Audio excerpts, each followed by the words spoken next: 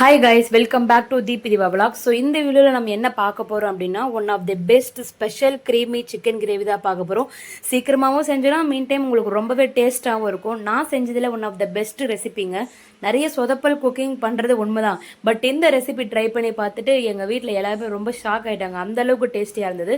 So இந்த மாதிரி நிறைய வீடியோஸ் பார்க்கறதுக்கு மறக்காம சேனலை சப்ஸ்கிரைப் பண்ணிக்கோங்க. நீங்கள் ட்ரை பண்ணி பார்த்துட்டு கமெண்ட் பண்ணுங்கள். ஸோ இந்த ஸ்பெஷல் க்ரீமி சிக்கன் கிரேவி பண்ணுறதுக்கு ஃபஸ்ட்டு ஸ்டவ் ஆன் பண்ணிட்டு பேனில் தேவையான அளவு எண்ணெய் ஊற்றி கடுகு போட்டு சில மசாலா ஐட்டம் போடணும். என்னென்னு பார்த்தீங்கன்னா, பிரியாணி இலை, லைட்டாக வந்து பார்த்தீங்கன்னா உங்களுக்கு பட்டை, லவங்கம், சோம்பு இது எல்லாத்தையுமே போட்டு தேவையான அளவு ஒரு கொத்து கருவேப்பிலை போட்டு நல்லா நம்ம வந்து வறுத்துக்கணும்.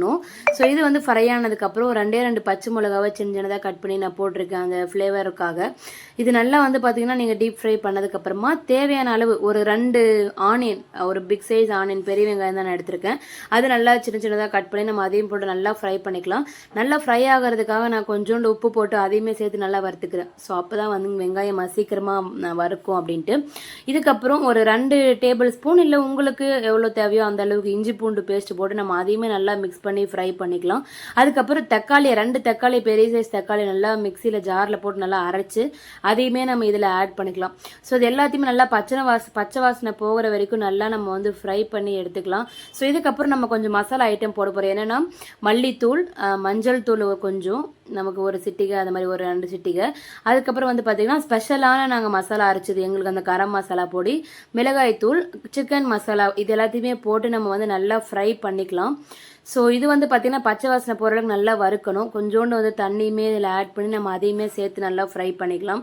ஸோ நல்லா இதை வந்து பார்த்தீங்கன்னா மசாலா வாசனை எல்லாமே ஃபுல்லாக பச்சை வாசனை போகிற அளவுக்கு உங்களுக்கு ஒரு 3 to 5 மினிட்ஸ் நல்லா வந்து ஃப்ரை பண்ணிக்கோங்க. ஸோ அதுலேயே உங்களுக்கு பச்சை வாசனை எல்லாமே போயிடும்.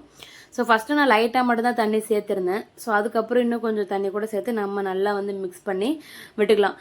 இதுக்கப்புறம் தான் வந்து பார்த்திங்கன்னா நம்ம வந்து சிக்கன் இதில் வந்து ஆட் பண்ணணும். ஸோ அதுக்கு நம்ம ஒரு 1/4 கிலோ சிக்கனை எடுத்து நல்லா வாஷ் பண்ணி எடுத்து வச்சுருக்கோம். ஸோ அந்த சிக்கனையுமே நம்ம வந்து இந்த கிரேவியில் வந்து நம்ம ஆட் பண்ணிக்கலாம். சிக்கன் போட்டு நல்லா இந்த மசாலாவோட சிக்கன் நல்லா மெர்ஜ் ஆகணும். அந்த அளவுக்கு நம்ம வந்து நல்லா வதக்கிட்டே இருக்கணும்.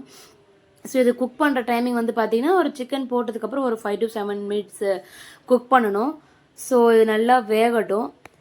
சிக்கன் கிரேவி வேகும்போது வந்து பார்த்தீங்கன்னா உங்களுக்கு நீங்கள் எந்த அளவுக்கு அது நல்லா மசாலாவை வந்து ஃபஸ்ட்டு ரோஸ்ட் பண்ணுறீங்க அப்படின்றது தான் இருக்குது. ஸோ அதுக்கப்புறம் அதனால தான் இந்த டேஸ்ட்டே வந்து கிடைக்கும். நாங்கள் பண்ண போகிறது கிரேவி அப்படின்றனால குழம்பு மாதிரி பண்ணல.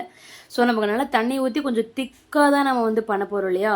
ஸோ நல்லா இது வந்து கொதிக்க வச்சுட்டு இருந்தோம். மீன்வெயில் வந்து பார்த்தீங்கன்னா கொஞ்சம் நல்லா இதை க்ளோஸ் பண்ணி வச்சு கொஞ்சம் நேரம் வேக வச்சுட்டா கொஞ்சம் கிரேவி வந்து பார்த்தீங்கன்னா திக்காகிடும்.